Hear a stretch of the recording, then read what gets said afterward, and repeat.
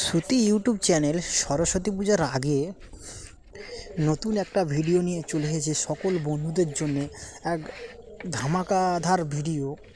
সব দানা পেন্টিংয়ের উপরে টোটাল যত বক্স আছে সব দানা পেন্ট উপরে যাচ্ছে, সব সব ফর্মের জামা দিয়ে। দেখুন বন্ধুরা, দেখলে খুব ভালো লাগবে।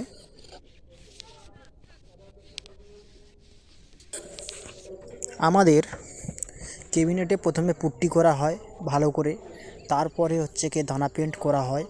শুধু প্লাউটের উপরে অনেক বন্ধুরা অনেক কেবিনেট সেন্টার আছে, বলছি না নাম, সরাসরি দানা পেন্ট করে দেয়।